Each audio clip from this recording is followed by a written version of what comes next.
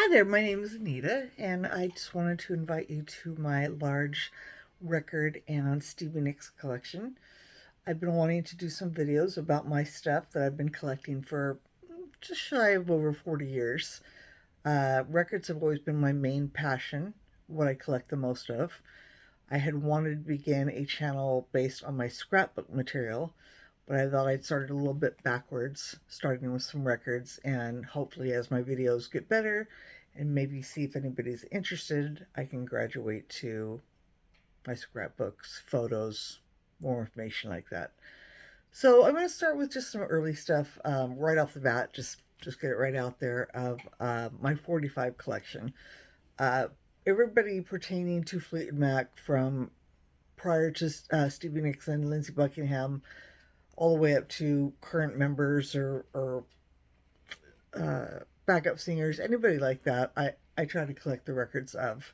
So I have near 450 vinyl 7-inch 45 records.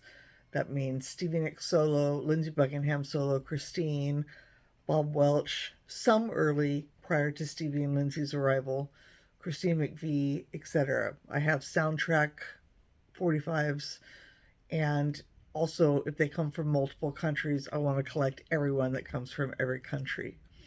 So starting off back in the old days with the few 45s that I have prior to Stevie and Lindsey joining, I'm going to start with an original Oh Well, backed with the B side of Oh Well Part 2. And this is a promo United States white label release on the Reprise Records record label. Really not too much about this one. I am definitely more oriented towards Stevie and Lindsey's involvement, but I would one day like to have a full, absolutely full Fleetwood Mac collection, including all things prior to their arrival. But this one is one of the first things that I ever got, and again, just a simple promotional white label, just seemed very fancy at the time. Oh well, backed with Oh Well Part 2.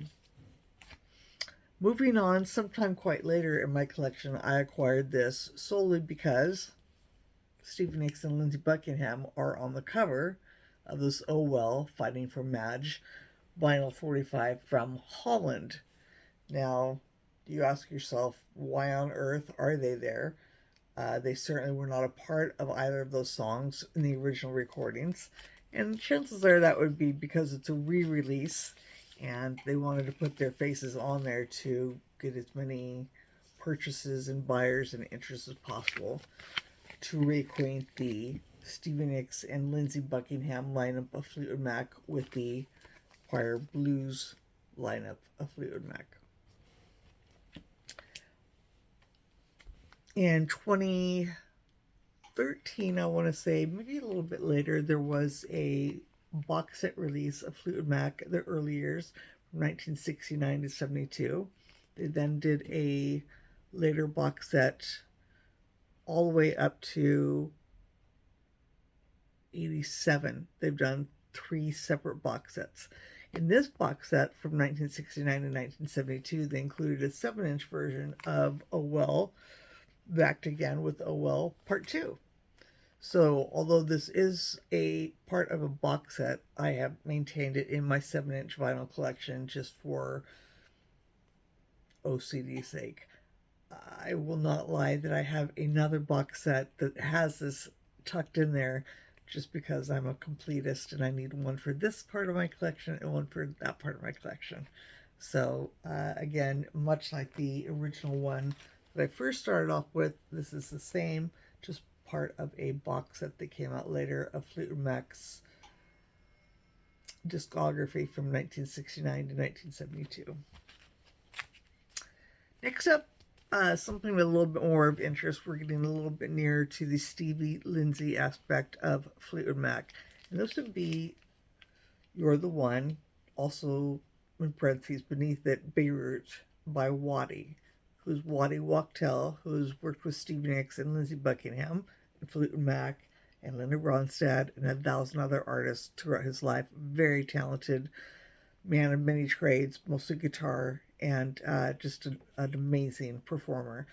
Um, in the early years of Anthem, Keith Olsen was putting together a Pogo Logo production name and was working with some artists, including Stevie and Lindsey, who were at the time recording Buckingham Nicks, Waddy Wachtel, and I believe two other artists. And I should have taken their name down to share with you. But in 1973, this came out by Waddy. This one is a promo only with You're the One Beirut in stereo, with the B side of You're the One Beirut in mono. The original 45 that came out was supposed to be actually titled Going to Beirut. That's why there's Beirut in the parentheses. And the B side of that is Love You Should Save. Also to note, the Waddy promo version, pardon me, of You're the One, Beirut, is at a time limit of 3 minutes and 12 seconds, whereas the original song is as long as 5 minutes and 22 seconds. The reason I got this is not only because of the obvious connection to Fleetwood Mac, as I said, that's the kind of collector that I am, but it had been noted at the time that Stevie and Lindsey were credited with vocals on this 45. I can't hear it. You can go to waddywachtel.info or waddywachtelinfo.com, and you can actually hear the song. It's very laid back, obviously just his voice and guitar, but I don't hear any overdub vocals that would lend credit to Stevie and Lindsey being on there. But in Discogs, they are credited. They're credited plenty of other places as background vocals. I don't hear it. Also on the B side of Love You Should Save, which I cannot find on the internet anywhere, again, I do not hear either Lindsey Buckingham or Stevie Nicks. But still, this was just a really neat little piece. This also came in 4 different other pressings. I only have this one. There was the USA promo with this on stereo and mono. Then there is the full You're the One at 5 minutes and 22 seconds with the B-side of Love You Should Save. And that is also a USA release. There are 2 UK releases, one on EMI, and actually both are on EMI, but I don't think that they're both from the UK. Could be perhaps UK and Holland. I'm not entirely sure. I have yet to acquire them. And there's another one that's on Celebration Records. It's out of Canada. So in total, that would be, 5 releases. Waddy went on to record another record with the band called Ronin in 1980.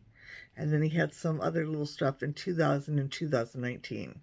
But the man's been pretty busy, continuously working with Stevie, and as I said, a plethora of other artists. Very, very talented man, and I definitely suggest that you go to his website, look him up, and learn a little bit more about him. On to another extremely of interest, in my personal opinion, collection, which is a little bit on the wrong side, and I hate to say it.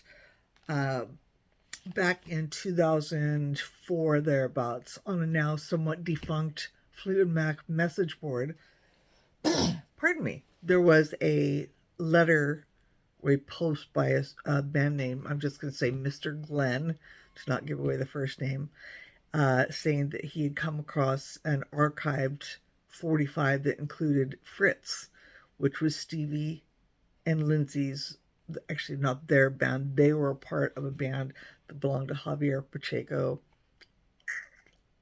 And why did I just forget his name? Anyway, Stevie and Lindsey were part of this band around the high school time.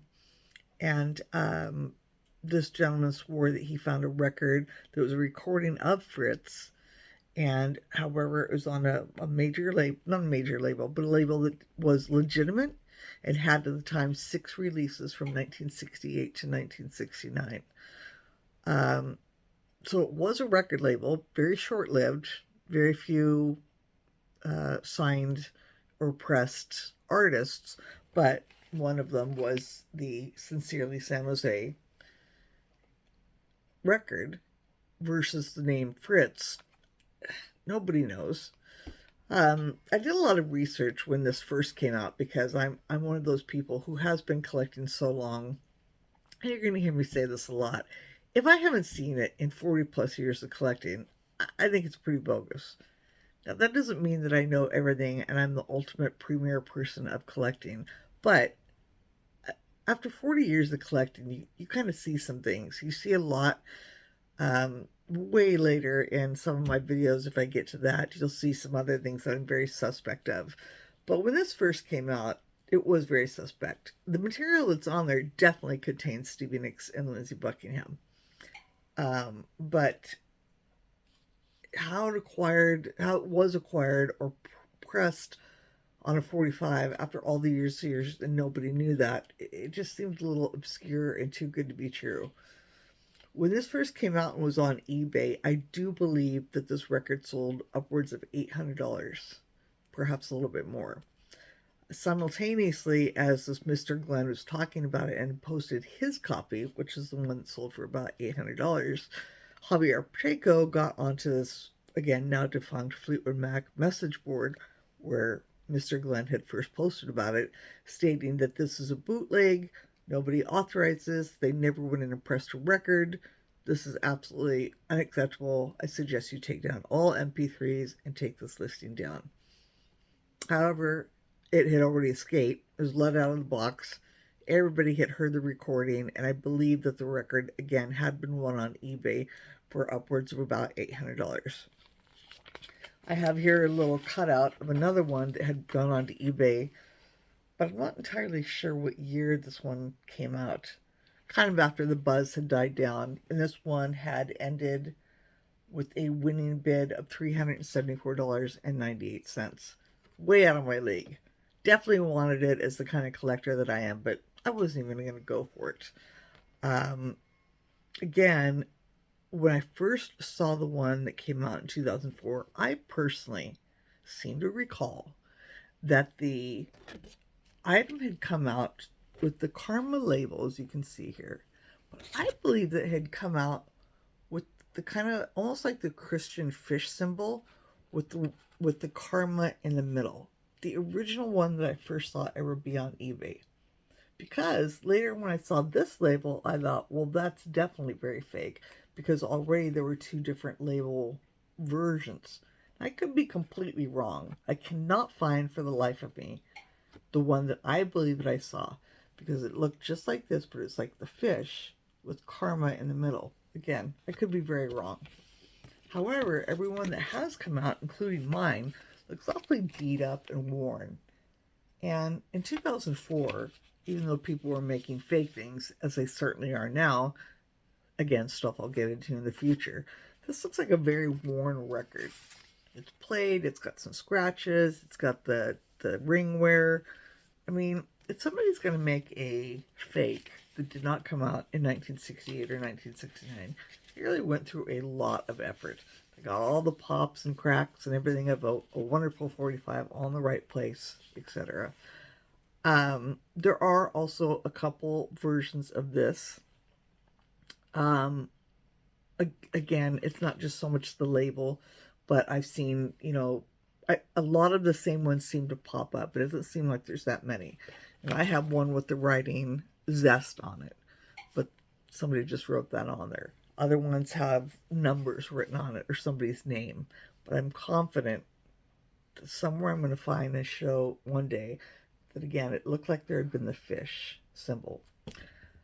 Karma Records did have 6 releases, legitimate releases. It was a label begun by, I can't remember the name of the person, but I believe that he had 8 releases, the gentleman who begun Karma label, from 1968 to 1969. It was based out of Dallas. So it was a legitimate label with some kind of, I don't want to say big names, people who made a dent on charts, people who are still collected today. I apologize, don't quote me on who they are or what they are, but still, it was a legitimate label. I can't really find much information about it other than it was a legitimate label.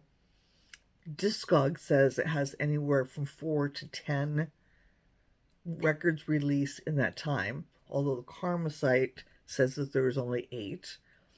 The other small thing of dumb noticeable interest, again to a person like me who collects this stuff, is that all the Karma labels, this portion here is blue. And oftentimes, Karma labels on a white background. This one and another one are on blue, the same shade of blue. Everything else is a white background. Blue back here, and then the red Karma in the middle. There's only this release that is said to be bogus, and another one that is black ink behind the thing. Every other Karma record that has come out, which are readily available if you go into Discogs and look up Karma label, you can find a ton of those records. All have a blue, a dark blue, with the red portion here. And I want to say it's 8-2 if there are 10 releases. Only 2 have this black, which would again indicate bootleg. So I came across this much later after all the kerfuffle had died down, and somebody, I don't think they knew what they had or what it was, or they didn't really seem to care. They were a very generous person on a website that was not eBay, and they sold this to me for $40. So, I feel kind of guilty, Mr. Pacheco, if you ever see this. I do apologize. As a completist and somebody who's very interested in the history of Fleetwood Mac, Stevie Nicks, Lindsey, and the band Fritz, it was kind of a must-have. So that's a little bit of history on that. Very, very hard to find, but segments and MP3s are all over the internet if you'd like to hear the song. The first side is, what is the first side? I think the main side is What the World Needs Now is Burt Bacharach, which you can kind of hear. You can definitely hear Lindsey, but Stevie not so much. But the B side, which is You Don't Get Young Anymore, you can hear Stevie Nicks. I mean, it's incredible. So it really is a neat little piece to have. Finally, moving on to the final thing of, where I really came into my love of Fleetwood Mac is with Stevie Nicks and Lindsey Buckingham. We get into some early Buckingham Nicks 45s. Considering that the Buckingham Nicks 45 did not do well whatsoever, there was quite a handful of releases on 45, and later at some point I will show the 12-inch records, which will be a whole nother video on those. But starting off, the first release that I can ever find that I believe is the first one that came from the album is the plain Polydor red sleeve, as they most all should be, and that was the Don't Let Me Down Again, backed with Races or Run. Simple release, standard record, same runtime as the album. Yeah, so pretty simple. There was also a promotional, let's see here, what was that? Don't Let Me Down Again, backed with Don't Let Me Down Again. Again, we have the stereo and mono version, white label. So I guess that was actually a predecessor to the one, if I were to put things in order. The runtime on both sides is 3 minutes and 23 seconds. But again, one side is in stereo, one side is in mono, which was a very common thing to do in the late 60s, early 70s, as record players and speakers and equipment was getting better. A lot of people wanted to have stereo and mono because there's just different sound qualities to be had. Thereafter, in the US, let's see, was it again? Yes, another one. And again, I'm this kind of collector where it's just, if there's anything different to me. Now, in all my years of collecting, I've really never, I do understand what the runoff matrix is, which if you don't know, it's this little portion here of the vinyl. Shouldn't hold my vinyl like that. Where you can get a lot of information. You can get where it was pressed, what year possibly, which plant, which plate, lots of information. But I'm the kind of collector who's just, I'm real simple. If I see anything that looks different on the label, I'm buying it. I have to have it. So here mostly you can just see there's a vast difference, even on my small screen here, of the size. Polydor is here in a square. It's not square here. But I believe this one is also USA. So why there are two different promotional records out of the US,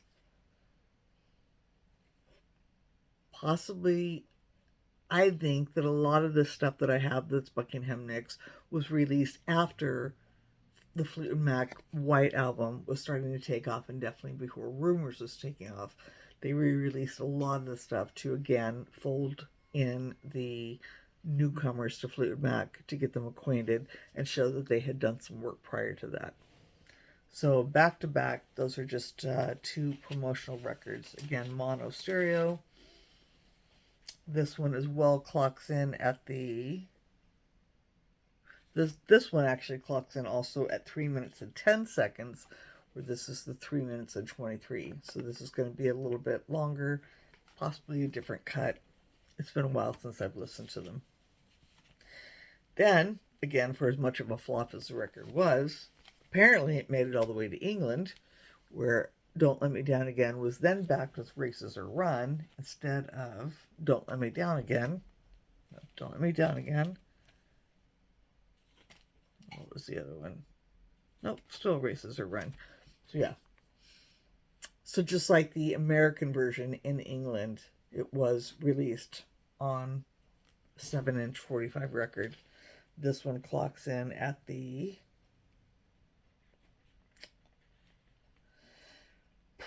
doesn't say.